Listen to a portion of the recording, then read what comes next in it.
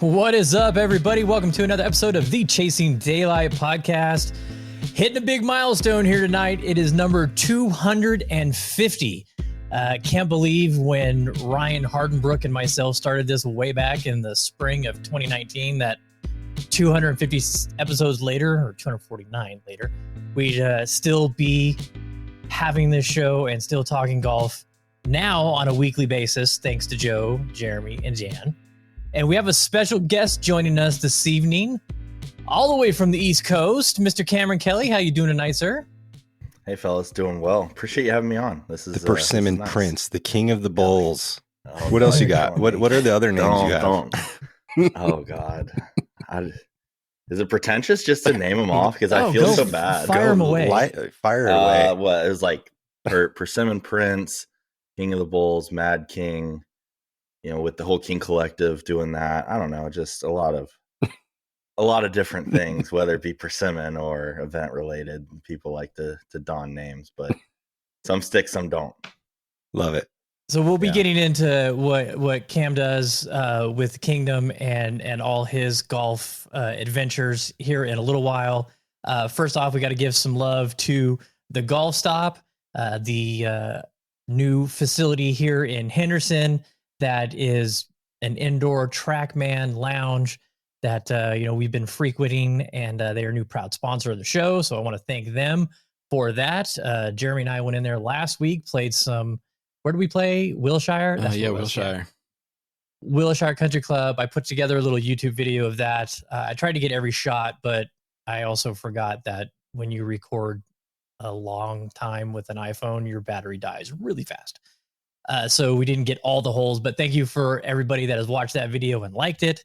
Also, thanks to all the new subscribers who have hopped on YouTube. I did a little blast today, sent out a message to all the people that have been on the show saying, hey, thank you so much for helping us get here. We got our big episode tonight for 250. If you want to share it, please do. Really happy with some of the people that have, and as expected, got a lot of cricket sounds from quite a few people, but it's a lot of, there's some people that aren't even around anymore, so it can be tough. Hey, Travis was a big cricket, right? It's Travis, right? Yeah. Travis from PGA Memes. He gave us a shout out. He was one of the first interviews we ever had on the show. Mm-hmm. And, it was awesome. I reached out to him. That was one I wasn't expecting to get back. He's kind of blown up even more since then. And, it was awesome. He was like, hell yeah, congrats. What do you want me to do? So that was nice. Jimmy Tropicana, he gave us a shout out, and a bunch of other people. So I'll go down the list of the people that we've had on the show. So just bear with me here for a second.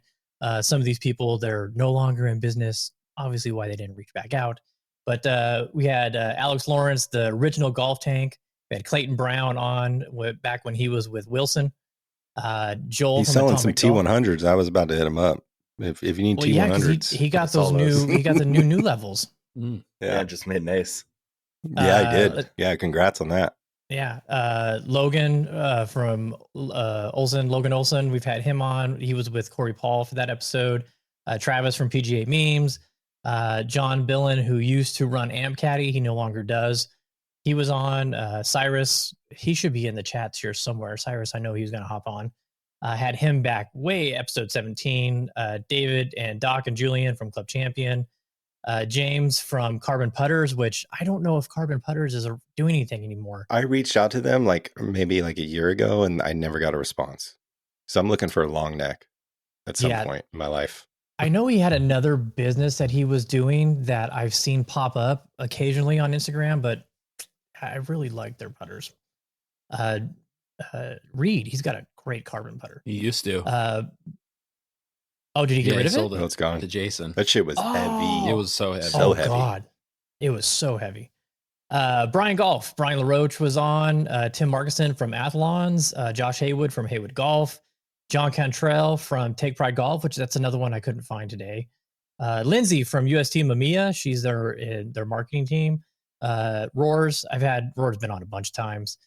James Fights. Let's see, Derek and Jordan from Impact Golf up in Utah. Nick and Karen from All in Golf. They were a Vegas-based head cover company, moved back to Michigan and kind of gone on to their own thing. Dan, you've got some some Played with stuff. them at the Legends Never Die. Yeah. Oh, yeah, that's right. Yep. Roden was on with his girlfriend Ava, Nick and Eli from Stamp Yours, Brian Orr, golf course photographer, famous golf course photographer Brian Orr. He was on back at episode 45. Jordan Yanni from FN3P, it's another proud supporter of the show. Ted Criticos from Fury Golf, Beds with Travis Matthew, our buddy Beds, Chris Mello from Good Walk Coffee. Mentioned Jimmy Tropicana, had the guys from Beautiful Golf Courses on, Josh from CNC Creations, Jake Hutt, famous commercial star now for Cleveland. Had him on. Blair Phillips from Breakthrough Golf Technology, Jason Moore from True Links Wear, my buddy Stephen Nolan's been on a couple times, Yana Wilson and Allie Mulhall were on. Yana Wilson is, one of the top junior female players in the world right now. Going to be on the LPGA for sure. Absolutely. No she's doubt. She's headed to Oregon. Mark Cheney, he's a sports psychologist. He was on. Dard Nix, our greens keeper extraordinaire. Yeah. Mikey Bruschino was on. Pete McAdam, who it was a caddy at Sanctity Head when I was out there at the US Mid-Am caddying, met him. That was a great episode. That was episode, let's see, what was that? 127. If you want to hear some great stories about Sanctity, that's a great one to listen to. Our friend Harry Hall. We need to get Schuster on, or Felipe, or one of those guys out there. We need a band and caddy on here. Harry Hall was on episode 128. Joe Green from Uncommon Golf. Dana Finkelstein, which is now Dana Fall, LPGA player. She was on. Merlin John from Be a Clothing Company, which couldn't find her anymore. Keith Langlands, the Chip Shot CEO, but Chip Shots kind of shut its doors, so it's not happening. Had Patrick Lindsay, the Shriners director, on twice. Cal from Birdies and Bourbon. Brad Converse from Bradley Putters, Jordan Lunette from Odin Golf, Cole Screen from Guilty Golf, Billy Richards from Carolina Pines, Cliffy, our buddy Cliff, was on to talk Bandon. Todd is a friend of ours from up north that caddied at the PGA Championship this past season. Brad Thompson, a local golf fitness guru. And that rounds out all the guests that we've had on the show from the beginning. So big, huge thank you to all of you. Hey, and Cam Kelly too. Yep. And now we can add Cam Kelly to the list. It's quite the lineup. Yeah, man, what a run, man. What a run. We don't have the huge PGA stars. We're not getting Max Homa and Bryson DeChambeau and all the guys. But maybe one day, I will say, though, Bryson commented on one of your posts earlier in November. Yeah, that was hilarious. Homie's looking. Yeah. When he's in Vegas, we may have to reach out to him and say, hey, we'll bring the studio to you. Let's go. Yeah, totally. Dude, did you see him and Tebow hitting 200 and 210 or 209 on ball speed? Tim Tebow? Tim Tebow had 206, I think. What? 206 or 207. Geez. Yeah. That's it, Joe. Bryson still has the speed? They didn't show where the ball went, but he hit it that fast. Wow. At least Bryson can somewhat keep it on the course. Interesting. So hopefully we get just as many people in the next 250 episodes, if not more. So that you can scroll through on the website, chasingdaylightpodcast.com, and see all the things. There's a little section where you can click interview and it'll separate them so you can check all those out. And hey, I want to give Joe some props. He connected with this artist that got us the new artwork. Mm-hmm. Yeah. And that came out fantastic. I was really happy with that. He also did the artwork on your hat that you're wearing. Oh, hey. He's the guy that did the Dice Man. Nice. The viral wave. So, all right. So Cam, first, what we're going to talk about, because you were in town for F1, and I know, look, I went back and I didn't know that on Spotify, there's a section that pops up and says, what do you think about this episode? And you can comment.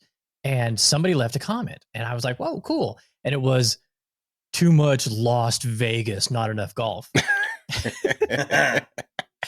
And so to the person that did that, if you're tuning back in, hey, look, we are a golf podcast. We do talk a lot of golf, but we also talk a lot of Vegas because Vegas is a destination town for golf and a Yeah, lot it's of our other home. events. It's Yeah. our home. And right now it is the buzz of the country because, well, not because of the Raiders, but the Raiders are here. The Knights are here. The Aces are here. F1 was just here. The Super Bowl's coming. Dan knows all because of about the Knights, NFR bro. going on. Yep, the A's are coming. The A's Yeah. are coming. It's Liv is coming. Supersonics, Vegas Supersonics coming And soon yeah, I was too. gonna say there's a That's- projected huge NBA facility going to be built on the Yeah. south end of the Yep. Las Vegas Yeah. Boulevard too. So where hear the the A buzz. stadium the should be future's built. going to be crazy here. Yeah. So Cam was in town for F1, not golf. Yes, indeed. And we're dying to know you hung out with Joe for a little bit, so I'm sure he got Yeah. some of the stories, but he held back a little bit and saved him for this. But let's get your overall assessment of what it was like being on the grounds. Sure. So being a pretty big F1 fan, to give you some context, I got some tickets. My fiance got us weekend passes last Christmas. So to say that we were dedicated on going is an understatement. So I was excited. I knew it was going to be a party. I was reluctant on how the track was going to be. If it was actually going to be a legitimate track. I mean, obviously you can't come to Vegas and not go through the strip. So I'm like, okay. When I saw the track, I'm like, this might be a little boring. Turned out to be the quite opposite. But going back to the grounds, we got there Thursday morning and things started kind of Thursday night. One, I will say, being on the East Coast, the time fucking sucked because everything was at like the 2 in the morning. The doors would open at 6. Yeah. But then like FP1 started at 8:30, which was fine. FP2 is slated to start, I think, at, I don't know, 12, 11:30, 12. Yeah, 12. Like that. And then like quali was at midnight. The race luckily was at 10, but I'm like, this is fucking crazy. But I understand like the in-betweens of what they had to do. Because they opened up Las Vegas Boulevard every day after the race. They moved that barricade every single time. But so the first night, of course, everyone realizes FP1, FP2, you saw 8 minutes or 9 minutes of racing for whatever stupid amount of money that you paid for going for one day. My kind of issue was that it took me an hour and a half to get from the Cosmo to the Sphere. So our tickets were in the Sphere. We were in the T-Mobile Fun Zone. That was great. I think all the hospitality that they had was fantastic in typical Vegas form. But oh my God, no one knew a damn thing about anything. Yes. So we get on the monorail, finally get off, and not until we're inside the Venetian Casino is when someone says, "Oh yeah, the Sphere's this way," for the copious amounts of people that are walking every direction. So we get there. Once we get there, we figure it out. I was like, okay, I don't hit myself as much. But no, it was, for me, it was kind of surreal just seeing the cars in person. In your first F1 event that you've attended? Yeah, this was my first F1 event in person, and man, it was something else, even for FP1. But yeah, no, I told Shannon, my fiance, right when that red flag happened, like, Yeah, they might cancel this. I don't know. And then when we saw like I started looking on Instagram and Twitter, and yeah, I'm like, okay, I don't like this. Let's go back. Yeah. Of course, we go all this way. I'm like saying, let's go back to the room. Well, luckily, we got very blessed. We were staying at the Cosmo, and we had a balcony where I could Hell of see a view. the back end of the strip. Oh man, which was dope. So sure enough, I'm glad we did that because it got pushed back to like 2:30 local time. Yeah. And I don't know if you guys have talked to Jeff Marsh. Jeff Marsh was there shooting. Yeah. Yeah, he's for supposed to get on the F1. podcast at some point. I've talked to him one of these days. You want to hear his stories. I was messaging him back and forth. I don't think he got back until like 6:30 in the morning. Yeah. Oh, he said he didn't even go to sleep. He was Yeah, dude, it was crazy. So starting off that day, of course, it was wild. I think the other 2 days were great, but that was kind of everyone talks about. But at the end of the day, it's FP1, FP2. Right. I just wanted to see the cars. I couldn't give two shits like what else happened. I mean, yeah, I wanted to see them longer than 9 minutes, but yeah. it was a good race. I think to sum all that up, Vegas did their thing. They were very gimmicky. They were overpriced, and I think they saw that. However, it does trump Miami, I think, in every sense of the word. The only thing that probably puts it behind Austin is just Austin has been doing it for so long, and they've got a better racetrack. It's a better racetrack. I think it's going to get better. Obviously, next year's going to be better. For sure. Now that the drivers know about it, but I think it's really cool that it was just kind of a level playing field on what you were going to do.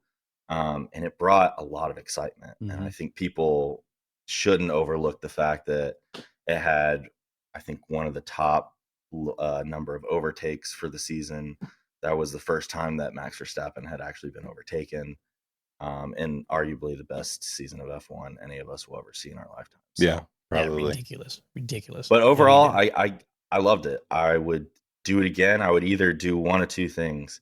I would either not get tickets and get a really nice balcony and watch it and party with friends. Yeah. Or I would get more of a ticketed experience. But honestly, depending on what you want, you don't really need to get tickets, but the experience is really cool. I think they did a good job there. Yeah. Yeah, it'll be great next year. I think it's going to be way better next year. And I think when you come next year, you just need to bring the sticks, and that'll elevate the experience a little bit. There you go.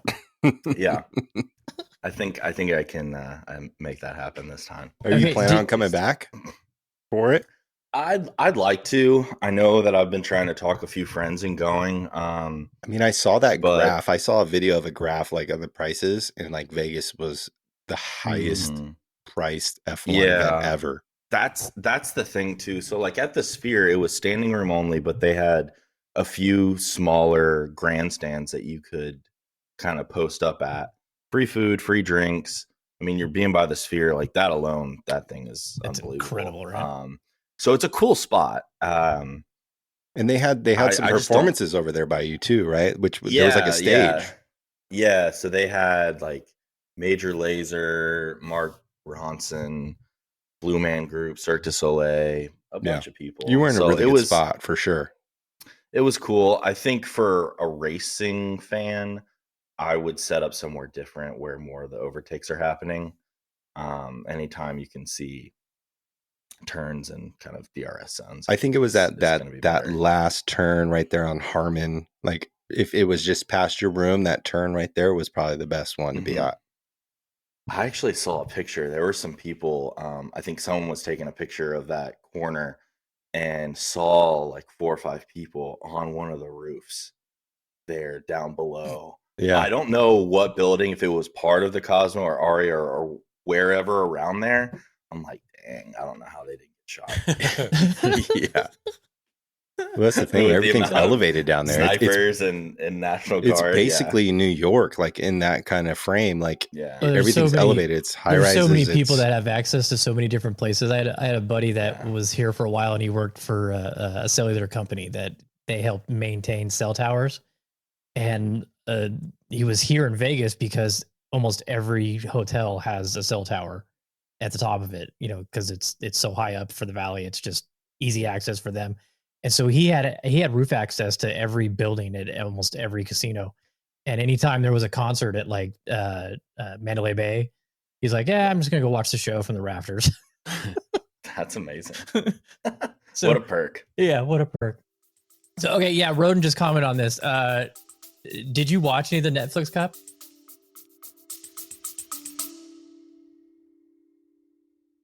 We're Nish and Chris, 2 very amateur golfers, on a quest to play the top 100 courses in the UK and Ireland, after Chris set this challenge on a drunken Saturday night in my kitchen.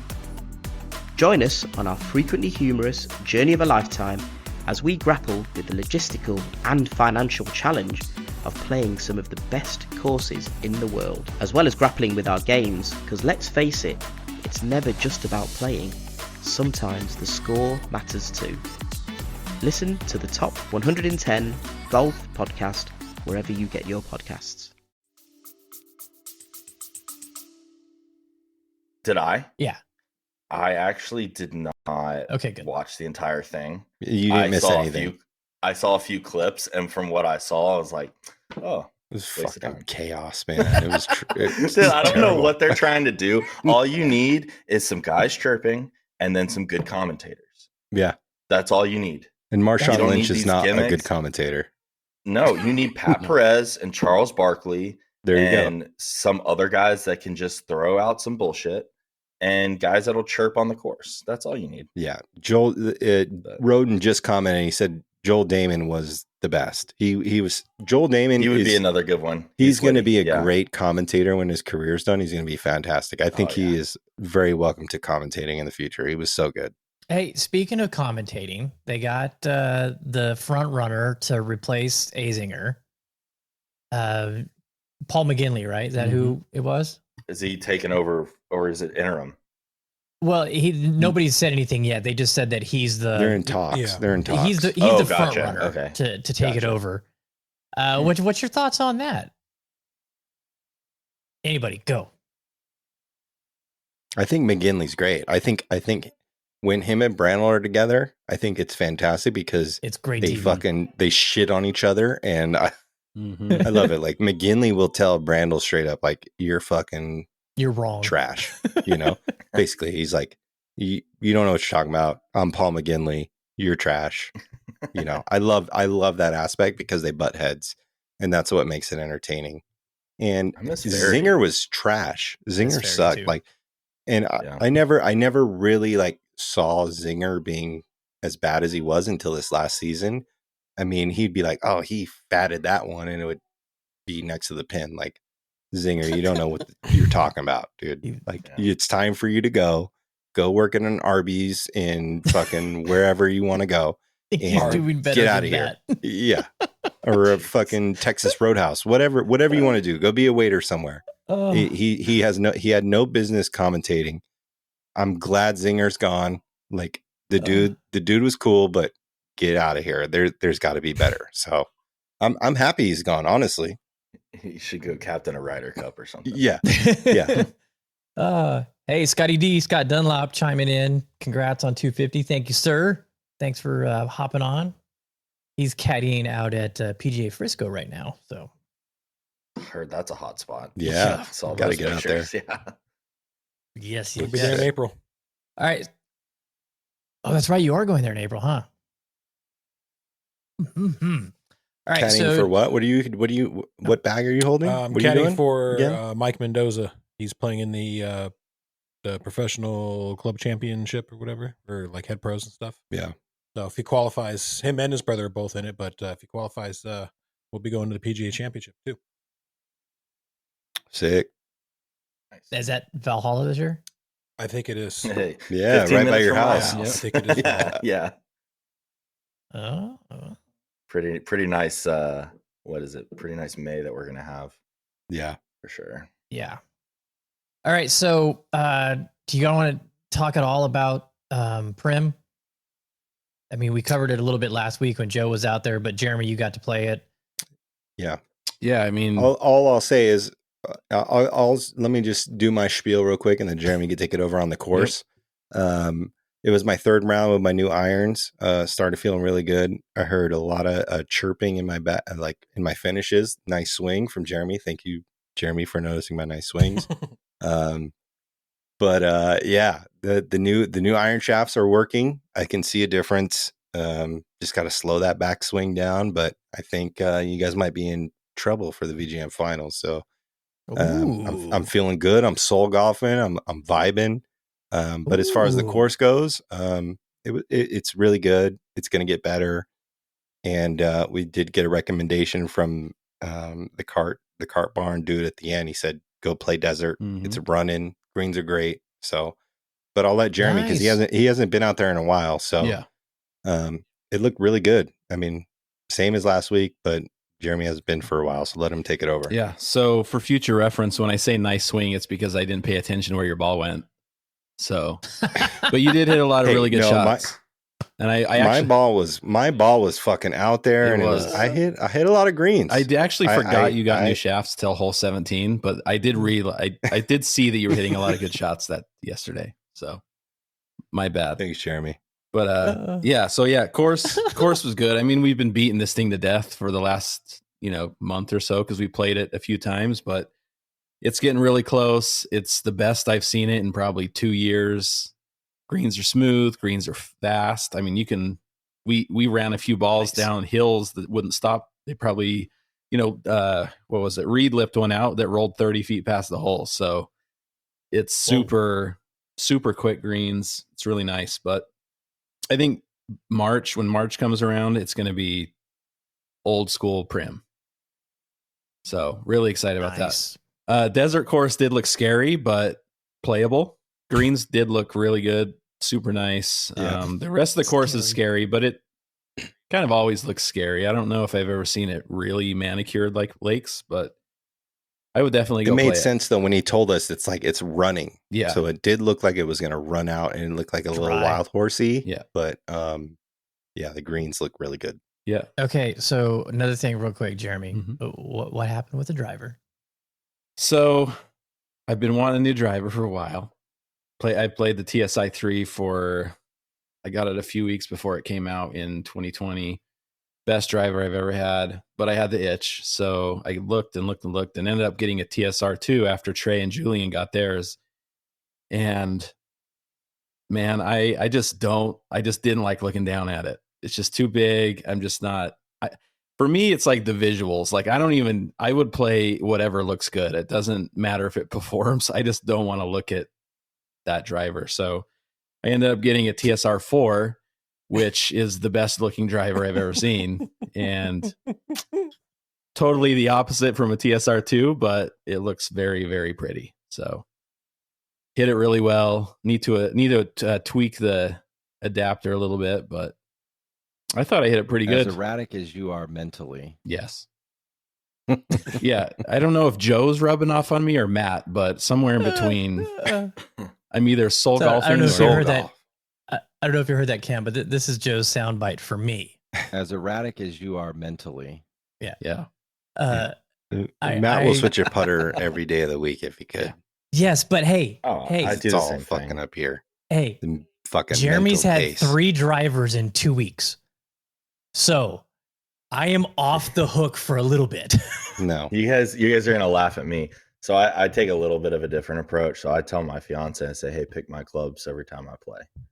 I think it's a little. I just have so much shit that I get too much anxiety picking clubs. So I say, hey, pick. I think that's some soul golfer in you there, Cam. That's what I play. That's what I've been doing for the past, at least the past year and now, a half. Is it individual clubs or just like a bag? Pick a bag. It's like iron set, wedges, putter, driver, persimmon. You have her pick all that? Is she golf knowledgeable or? No. Oh, wow. You're brave. It's all feeling for her. Yeah. Just gut feeling. There we go. See, that's soul golf right there in a nutshell. Yeah, man. Nope. Yeah. Nope. Not happening. Yeah. No, I couldn't tell you the last time I played the same bag consistently. Oh, I love it. Oh, I do that. I'm a head case, but yeah, Cam does it. He loves it. Oh, okay, I see. Yeah. Matt does it, and he's just like, I'm searching for something. Cam's just like, hey, I'm just gonna go play golf. Yeah. Matt's like, I 3-putted last weekend one time, and I need to fucking not do that again. What do I need to do? Yeah, as erratic as you are mentally. Yeah, exactly. Too funny. Drink more. Well, the hiatus. Hey, almost coming up on a year. Speaking of persimmons, I mean, so we went. First time I met you was at Goat Hill, right? Like we've chatted on Instagram briefly here and there, but I've told these guys on a couple of podcasts. When I came back, I was like, I need a Todd Dempsey persimmon. I need to get one.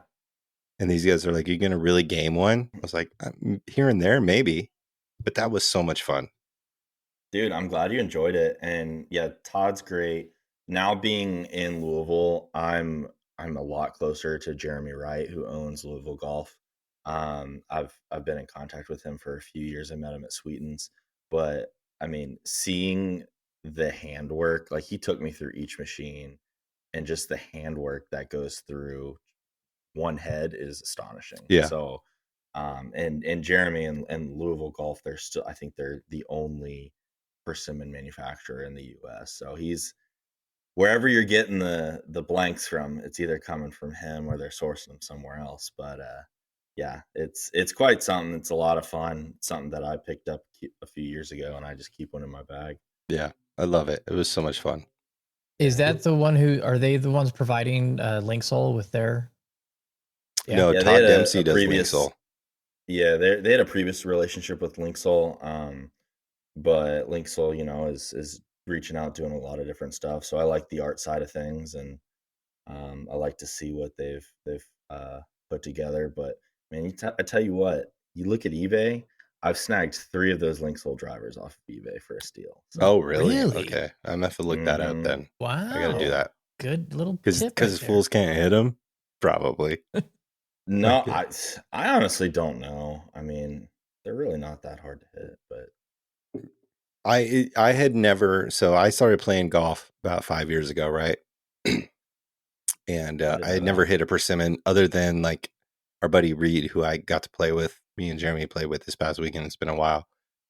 He brought one out, and we like made a hole out at Revere, and we hit the persimmon to a par 3 from another tee box. But I really enjoyed it. Like it was a shit ton of fun, and like my muscle here was like hurting for a couple days after, because that whip, it's like I was whipping it, and I got the nay right here, so it was just it was so much fun though. I mean, like Jake from up in Monterey, dude, that dude could whip it so hard, and there was some great shots out there from I think it was Brent that took that shot at Chuck on the range. Like it was so it was so cool. It was so much fun. I want to get one, and I want to get these guys to play like around with them, because I think it would be a blast. It's so easy. I mean, and just go up a tee box or two, depending on the yardage, and I truly think it's the best shot in golf. I know a lot of people will argue that like flushing a long iron is better. Yeah, hitting a persimmon perfect, no better feeling. Yeah. Did you hear what Adam Scott said when they were talking about rolling the ball back? He said roll back the driver. Yeah, he said the what used to be the most difficult club to consistently hit great is now the most forgiving. And he said that has changed the game. It's true, and, yeah. Yeah. And I'm it's true, 100% true. Those guys swing it faster than they ever have, and their misses are small, and even if it's a big miss, it's still down far enough that they can do the bomb and gouge and get away with erratic play. It's wild, the difference in fairway percentage between the LPGA and the PGA. I mean, do we dare go into the like Tiger Jack debate where Jack was playing woods and Tiger had the efficiency of a metal? Silence. Go, Joe. Man. No, I was just curious. I was just curious because you sound like you were ready to launch an investigation. No. I saw a video of Trotty Golf today where he was mentioning, he talked about Jack and like Tiger's comments of being zeroed out. Right. And he's like, I've watched them both. And for Tiger to be able to hit all the shots in all the windows, the zeroed out, which he can do, Tiger's the best. Right. Tiger did have some technology, which he came later in his career a little bit, but I was just curious. I would just threw something out there. I don't have to have an opinion on it currently. Hey, Jeremy rocked that. What's that 5-wood that you brought that was going in the bag? Like a 15-year-old Titleist 5-wood that's just amazing. And he smashes it. Yeah. Yeah. I think that's the hardest club in your bag to get rid of is a fairway wood. Totally. 100%. Once you find one that you trust, I think it's a different bond with a golfer, honestly. Yeah, I'm still trying to find it because I don't trust fairway woods very well. Yeah. So I probably have 30 fairway woods sitting there. But I don't think the TaylorMade Sim 1 Ti 5-wood will ever leave my bag. I love that thing. And if it breaks, then I got to find another one because that's how much I love it. There you go. So Scotty chiming in saying Tiger was playing a solid core ball 2 years before anyone else. Did that make a big difference those first couple years? You think? For sure. Who knows, man? I mean, Tiger has the hands, man. He's got the But you feel. still got to put the swings on it. So, who knows? True. Yeah. It was All just a thought. I wasn't trying to uncover any dirt or anything. I just had thought about it because we were talking about Persimmons with the Prince himself, and I just threw it out there. That's all I was doing. So before we get into Cam and the Kingdom and everything that you've been doing, let's bring in Matty G here real quick, get the weather taken care of, and that. What's going on, everybody? It's Fox 5 meteorologist Matt Guntark and the Chasing Daylight podcast. Big weekend coming up with the VGN finals over at the Revere. So looking forward to a nice weekend for golf, although it is going to be a bit chilly early in the morning. Make sure to bundle up, have the jacket ready to go. During the afternoons, it'll be in the mid to upper 50s. So things are really looking cold this weekend. The good news is we're tracking some scattered showers on Friday, but I think most of it will be gone as we head into Saturday afternoon and really early Saturday. I think we have a slight chance, but things are really looking drier as we head into the weekend. Hope everybody competes and good luck and hit them straight.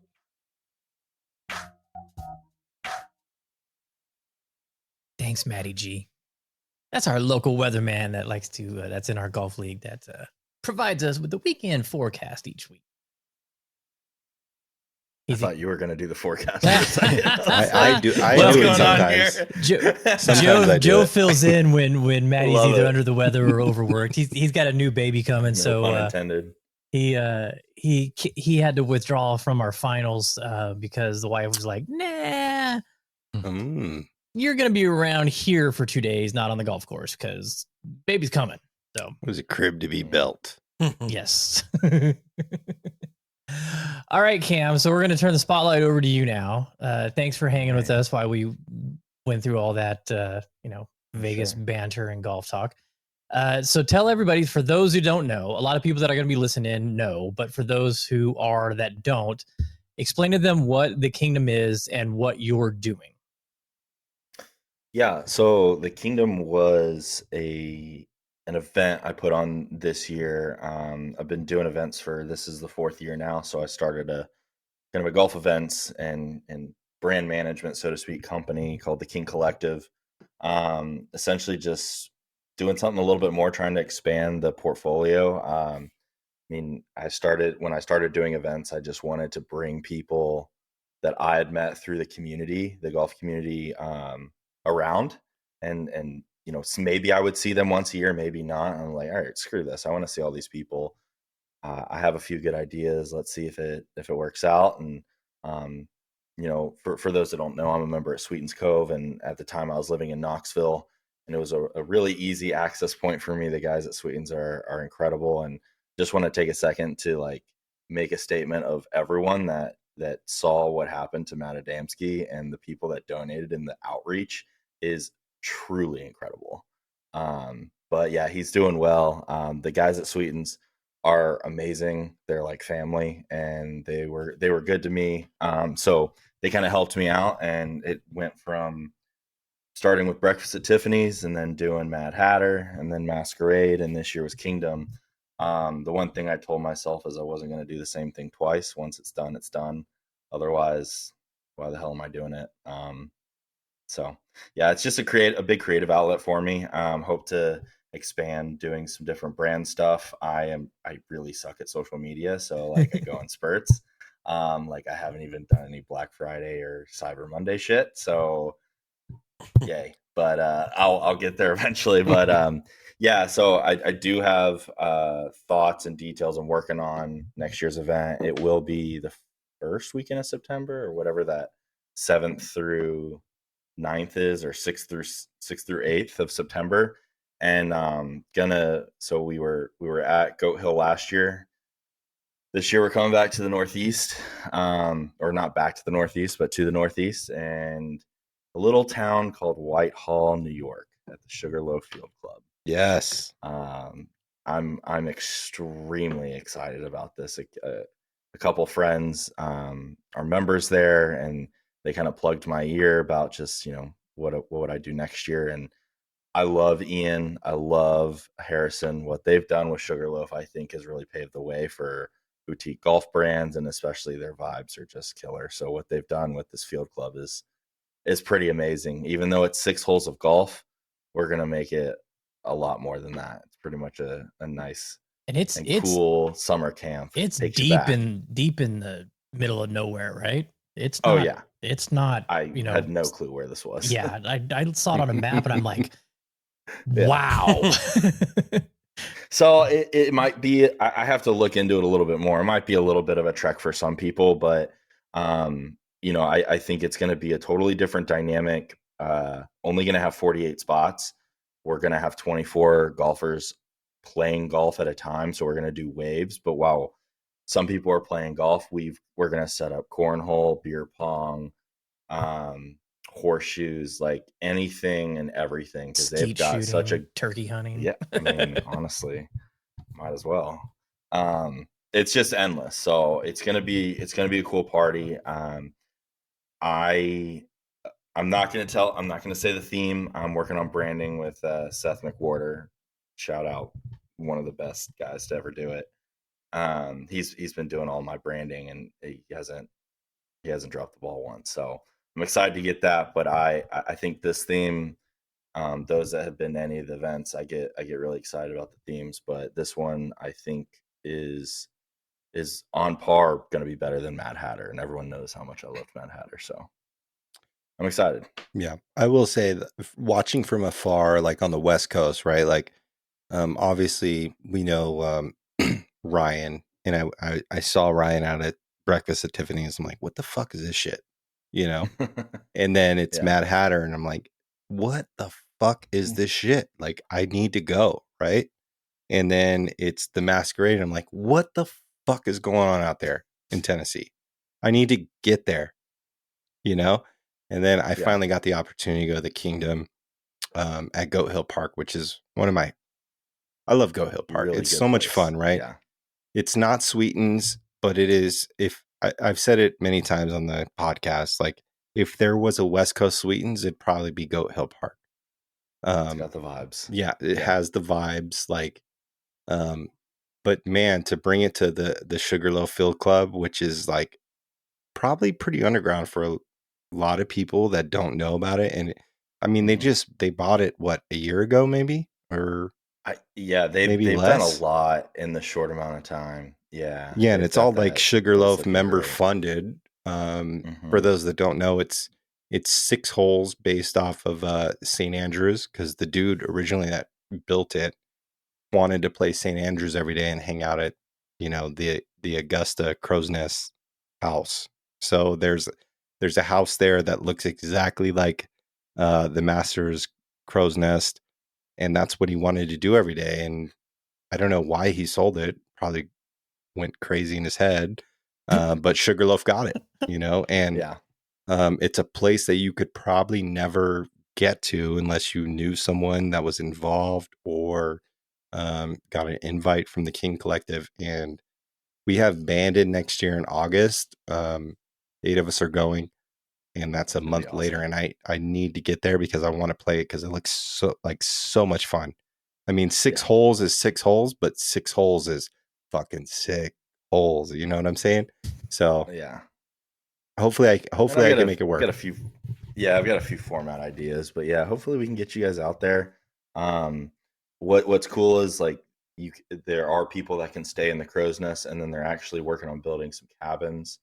But they will have like these glamping tents that'll have twin beds in them, so there will be some options for folks. But yeah, I'm really excited about it, and plus too, like, just to have another tight knit group. I mean, each year the group has gotten better and better, and I will say originally my plan was to do 6 events next year, all tying into this one theme.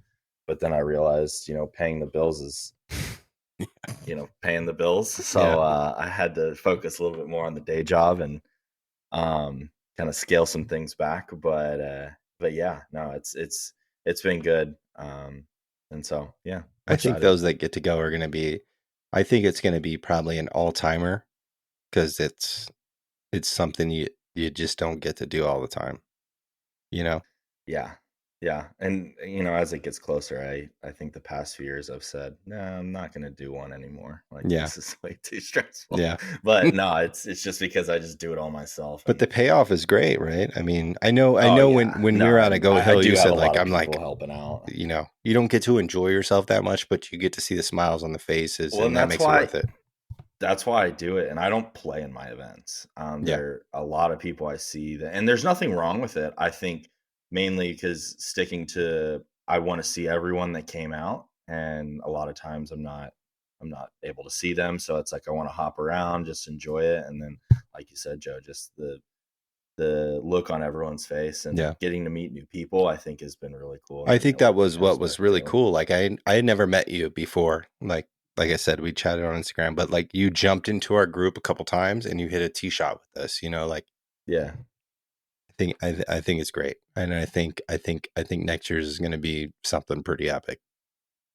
So what's your background that led to this? I'm a pharmacist.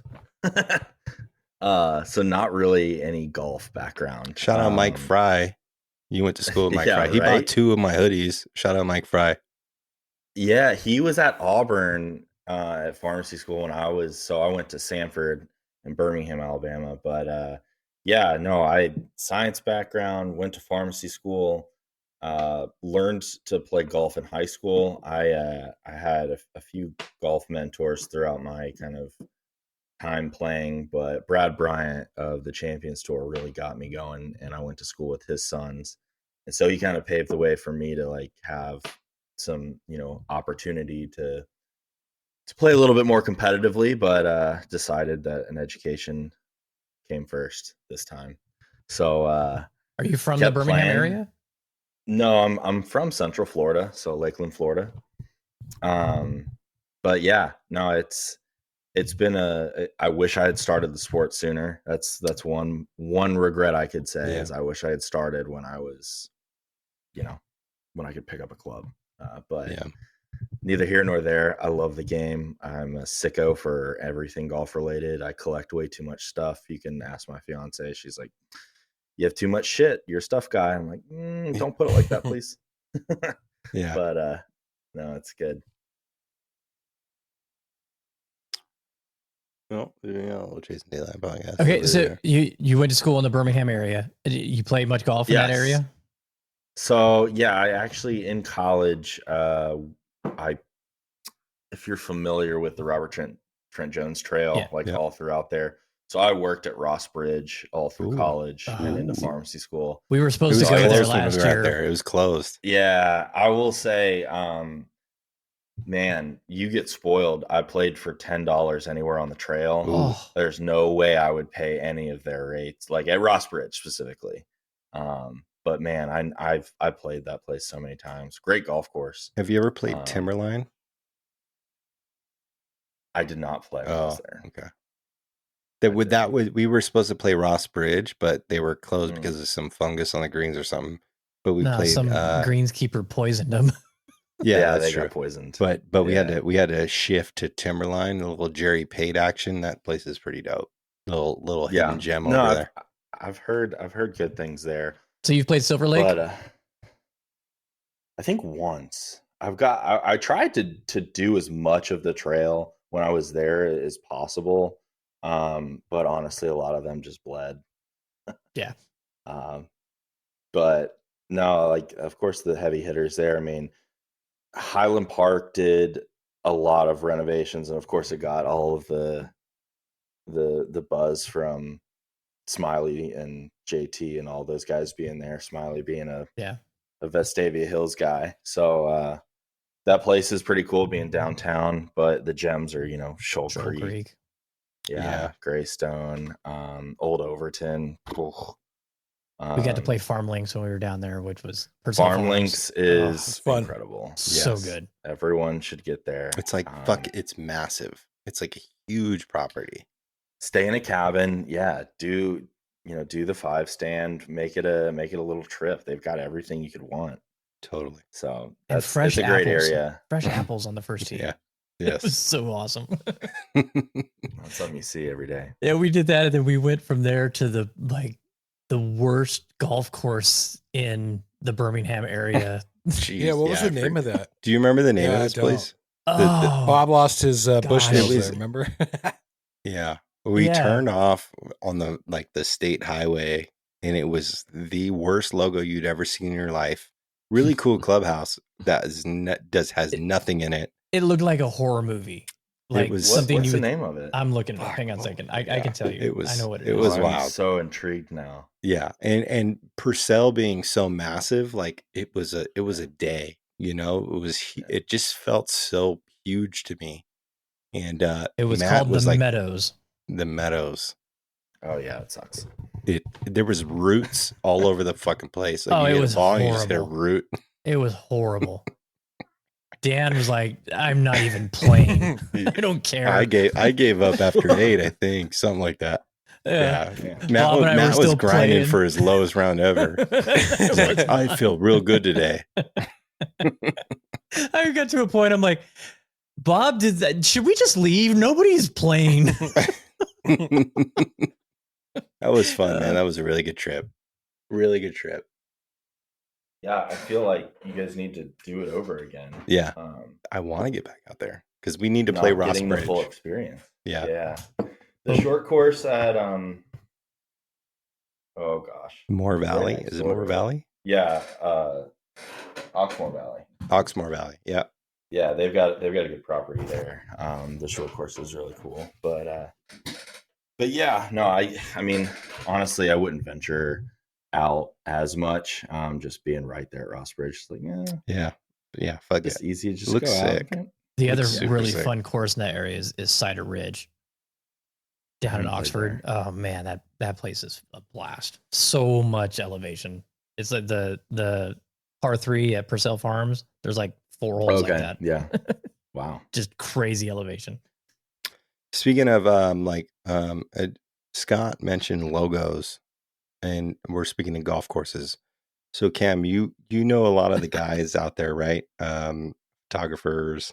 I know Jeff's been to a few. What's your favorite project out there in the Southeast that's coming up? Like, is it Old Barnwell, Broomsedge? Like, what are you looking forward to? Yeah. Because you're close to a lot of that shit, and I wish I was closer. So yeah, I try to keep up to date. I mean, Old Barnwell, it's hard to not hear about that right now. And I that logo was- is so dope. It's good. But, I was just at the Tree Farm a few weeks ago. That's The right, you place did is, play Tree is Farm. great. Wasn't able to stay long enough to play Old Barnwell, but I'd like to get out there. I'm really excited for another King Collins original Palmetto Bluffs. Yeah, It's gonna be yeah, a reversible 9-hole. And my parents live right down the street. There you go. So Where's that going to I'm be? looking to in like Bluffton, South Carolina. Yeah, it's like Right close to outside of Myrtle, Atlanta. right? Close to Hilton Head, I No, think. I don't know. it's There. right outside Hilton Head. Yeah, Oh yeah. Yeah, that's right. but I forgot about that one. Yeah, There's so much shit I would happening in that definitely area. say yeah, it's blown up for sure. But anything King Collins, man, I'm trying to get out to Landman. I know. I really Just want to do heard land, so many man. great things. Yeah, and Red Feather out in Yep. Lubbock, Texas. So he's doing a lot. Joe and Do you Dan have a secret chat line that they just discuss golf trips with just themselves. Nobody else. Yeah, yeah. It's hard to get anybody else to No, commit. we just come up with ideas. Yeah. It can get tiring. I understand. Yeah, no, I fully get it. Like when we did, like there's a large group of us that we did Bandon, and then it turned into like, oh, a few of us would do a trip before the trip, and then Mhm. there's like a trip after the trip, and then it becomes 3 trips in one trip. I'm like, guys, I can't fucking do this. Like, Yeah. it's cool, but man, I want to. It's tough. Yeah, Yeah, I would Oh, go on every believe one of me. them if I could. yeah, Yeah. yeah. So you've been to Bandon. Mm-hmm. You played them all. Mm-hmm. What's your favorite? Old Mac. Hey, like it. A little Scotty B Persimmon would Prince like in there. that. That sounds like a I little like Persimmon Prince in getting there. my ass just handed to you me from that golf course. And you know what? It's like, oh man, I want to go out there again. Yeah. It's I so love good. it. And yeah. And then it's hard not to love trails. Really like trails. But when I was there, I played my best at Pack Dunes, ironically enough. But yeah, I just keep going back to Old Mac. Those are the holes that keep going on replay in the mind. So. It's the place you can play every day, and it's probably different every day. Mm-hmm. So good. Yeah. Greatest It's place so on earth. I love and that. now with the clubhouse, the restaurant overlooking the 18th, it's gonna be just amazing. Miles was out there 2 weeks ago. I told him, like, let me know, give me updates on the Ghost Tree Grill. He's like, we went through the entire menu last night. A-okay with me. So Miles gave it the okay. That's how you know it's good. Yeah. If Miles okays it, that guy knows his pretty. food. It's pretty good. Yeah. Which I'm still like, every time I've talked to him and I mention Vegas, he's like, gotta go to Lotus. This is the second time now that I haven't been. I feel bad. I'm like, all right, next time I'm going. But we had some really good food. I mean, Joe, you had some killer recommendations. So I mean, speaking of, it blows my mind, right? So like, we're all from Vegas, right? So sushi. we went to Area 15 and we did some of the attractions, and then afterwards, I'm like, where do you guys want to eat? So I'm like, there's sushi down here, and they're like, okay, let's go, Cam and Shannon. So we show up, and they're like, it was all you can eat sushi. This shit doesn't exist where they're from. So I'm like, order what you want. It's the same price. And it blew my mind that they had no idea that you can just order what you want, and it's the same price. Well, just no one expects it to be like, hey, truly all you can eat. Because I'm glad there aren't those here, because I would have a problem. It'd be dangerous. Yeah. Dude, it'd be like 10 orders of uni, even though we could only get one. Yeah. Yeah, we got a little exotic on it, and then they were leaving a little rice on the plate. I said, you have to finish it all. But that was fun, man. It was good to see you. That was cool. I mean, good to see you in my hometown, take you around some certain areas and have you played any golf here? I have. I was out there with I went and saw Dane when he was still out there. Gosh, he's gonna kill me if I don't remember this, but I don't know if it was Cascada that we played or what it was called. Probably Cascada. If you remember that name, it was probably that. Of undulation, yeah. Up in the mountains. Mm-hmm. Yeah, Cascada. Yeah, that's the only place that I've ever been able to play. But not a bad great things. Not a bad one to play. Yeah, so I'd love to get back. I mean, definitely if I come for the race, which the F1 schedule next year, they moved it back a weekend. Yeah. So it's like 23rd and 24th, I think, of November. So we'll see. I don't know. It might be too close to Thanksgiving. I was just gonna say, isn't that gonna be really close to Thanksgiving? Yeah. Yeah, they're adding in another race. They're adding in China, so they pushed everything else back. And I saw that there was one person that doesn't give a shit. After. It's fucking Max Verstappen. He don't care. Dude. Fucking that guy is crazy. Beast. But I would love, next time you're out here, we need to get you to Coyote Springs. I would love to see you out at Coyote Springs. It's a hidden Jack Nicklaus gem. Yeah, if you like old Mac kicking your ass, you will love angry Jack Nicklaus kicking your ass. Yeah. Greens are semi-sweet-esque, like probably more like practice green sweet-esque. A lot of fucking movement, a lot of rolling fairways. It's a fantastic place. Love that. So when you're planning these events, I know you said earlier you're already looking, you haven't released anything yet. You're planning for next year. I mean, it's late November, and you're already working on an event mid-September or early September. How much time are you putting into these events leading up to them? So I'm a little bit different just because I do one a year. I mean, you're looking at guys that put on, I mean, the Barstool events, the Golfers Journal events, other guys that are doing multiple events. I tend to get really nitty gritty in the details. And so, honestly, I look at every aspect and I say, all right, is this something like creatively? Do I like it? Does it vibe? I mean, it could be from, I work on the scorecards, pin flags, the tee markers, and just having all of these hidden gems within logos. And like one year I had an actual, like on each hole, there was a scavenger hunt where if, I gave people clues, and if you found the spot, there was a shot of Malort waiting for you. But if you take the shot not of Malort. Yeah. No, you dirty dog, bro. Don't do Malort. Yeah, but Don't when I did that, I get. Yeah, well, no, you'd take the shot of Malort, and then you would get. Does everyone know what Malort is on this podcast currently? Never had it. Isn't that the worm Chicago. in the tequila shit?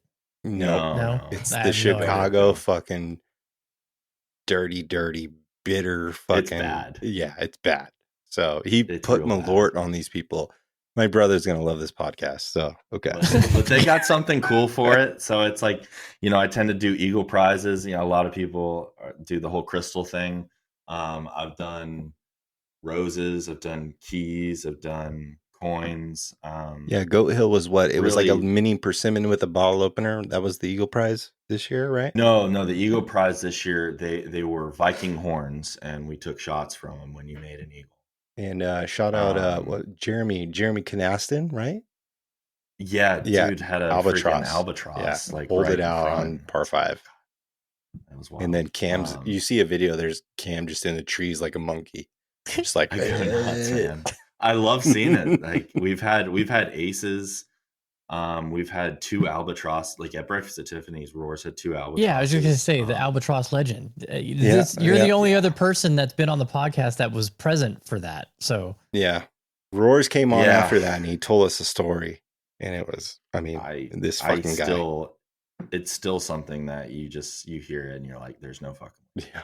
So yeah, it's wild. It's something that a lot of people will kind of remember. But there's always something going on. My biggest thing that I love to do is design some badass wacky trophies. And this year was definitely, I think, some of the best, having the Persimmon crown and then the other engraved crown. But we've done glass coffins with uranium throughout, so they glow in the dark. I've done WWE belts.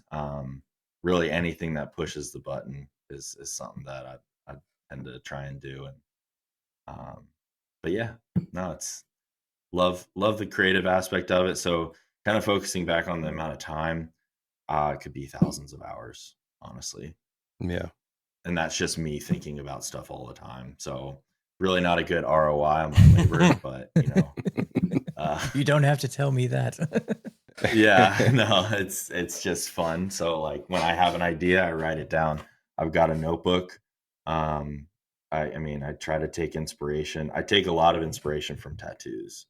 So that's going to be a lot of what I look at for logo ideas and for theme ideas. I tend to watch a lot of movies and look at just things that give me a nice feeling. And I'll tell you, this theme really, really gives me a nice feeling. So I think people will like it. And it's something that you'll probably say, why hasn't anyone done this before? So yes. All right, favorite golf movie. Ooh, probably Happy Gilmore. Okay. Favorite movie. Said you're movie guy, so I'm a TV movie junkie. I mean, gosh, it depends on my mood, honestly. It's hard not to say something like The Dark Knight, or then you could go all the way towards The Rock. That was a great underrated movie. Right. Yeah. I think too, when I look at inspiration in movies, it's like things that you wouldn't think of. So like, I'll give you a good example. It's like Space Jam. I was watching that with my fiance a few months ago, and just like Moron Mountain, that concept with like the Monstars and just different random things like that, you could, pick that apart, but you would never like go to Space Jam like, I'm going to make a golf event out of it, or really Phantom of the Opera. I'm a big Phantom fan, and that's kind of what drove Masquerade. So it's like random stuff. So I was That's cool. watching something whatever the works. other day. and I People was seem like, to like it. big Some more than others, but you know, I'd love the creativity behind it all. That's yeah. yeah. And like what's cool is if you look at all the logos, they all have Sweeten's hidden gems in them. So like the hat in Mad Hatter is the Tupac bunker on number 2 at Sweeten's. Oh, okay. The syrup drip in Breakfast at Tiffany's in the main logo is the number 5 green. There's a bunch of stuff that I've done. That's just like little Easter eggs. So I like telling those stories. Still need to play Sweetens. Yeah. Joe's played Sweetens. We haven't. No, I haven't. They make Dan fun and I of me, haven't, right? but Joe No. has. They talk shit We were on me, waiting right? on the Because T-box Cal, phone. you know Cal, Oh, the Birdies and yeah, Bourbon. He let me hit his driver. He probably had a PXG in the bag at that point or something, and I hit it decently, and on 8, and then I picked it up, Mhm. and then on 9, I hit his Mira, and I hit it pretty close, and I went out there and wandered, right? Like I All I left hear these is guys. Joe hitting shots on Sweetens. That's I all left I these hear. guys. They were on the practice green. I was like, see ya. So I went and jumped on Ryan's fucking cart, and I'm like cruising around.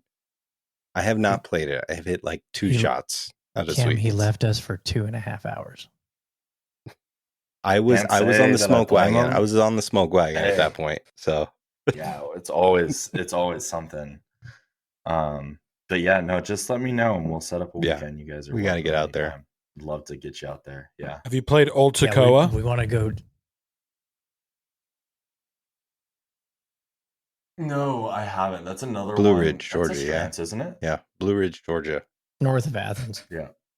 Okay. Yeah. No, I heard the name. Haven't been there. I just What was the one we were going Went to go to- play, Dan? That we Sewanee. instead we sat in the parking lot at Sweetens for 2.5 Sewanee. hours. Oh, Well, Sewanee. Sewanee, yeah. It's okay.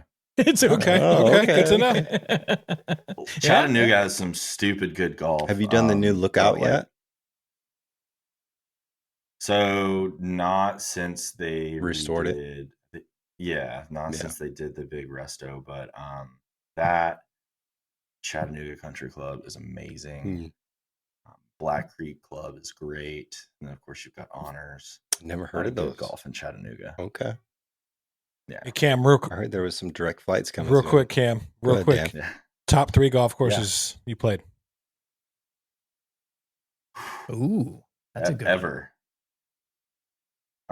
Okay, so I will preface this. Top 3 in terms of my Yeah. enjoyment. Yeah, just Yeah. memorable, Overall, okay, just okay. just blew you away. Whatever it was. Okay. Oh Marion. hell Ooh, yeah! I was out there for the Open in Mhm. 2012. It was Uh, awesome. Looked awesome. That place, it took me a while to settle down there. That was a lot of fun. Racing. Pasatiempo will Yeah, Awesome. be hell my yeah. top 3. That restore is going to be And- sick. I'm looking forward to that a lot. That looks really, really good. And then honestly, I mean, as many times as I've played Sweetens, it's just, it never gets old. And what I haven't done it as much, and especially now that I've moved a little bit away. I loved bringing people there for their first time just to see the look on their face and like their expression, because it's very cool to see the wide extremes Yeah. of, someone could be literally having the worst playing round of their life and them not give any shits. Yeah. And I remember the first time I played there, I walked there by myself and there was nothing there but a shed, gravel, and a porta potty. And I think there were like 5 people there on like a perfect day. And so, yeah, no, it's special, but I would have to say those 3. I mean, I'm sure there's a lot of other great rounds, great places, but for some reason those Hell always yeah, stick that's out. a great list. I would you have know to about say, like, know about Joe Yeah. crying at Bandon, right? You've heard that? No. Oh, you don't? Uh-uh. Oh, wow. Yeah. So it's the same thing that taking people to Sweetens and seeing their faces. Yeah. It's, the first time I went to the Bandon, somebody brought me the second time. The first time I was by myself. The second time, and then Joe and I went and did the solstice event, and me seeing his face for the first time was precious. And so we're looking forward to next year when like Jeremy hasn't been, and a couple other people, Trey and Julian, haven't been. So Joe and I are both looking forward to that. But he got to 16 on Bandon, and I look at he's crying. Hey, I mean, one of the greatest moments of my life, man. It got better. So we're in the Salt Lake Airport on the way back, right? And we got a little layover, and we're sitting at the bar, right? And he's scrolling through photos, and I look over and I'm like, "Are you crying again?" That's it me, got man. him, and that's when the Soul Golfer was born.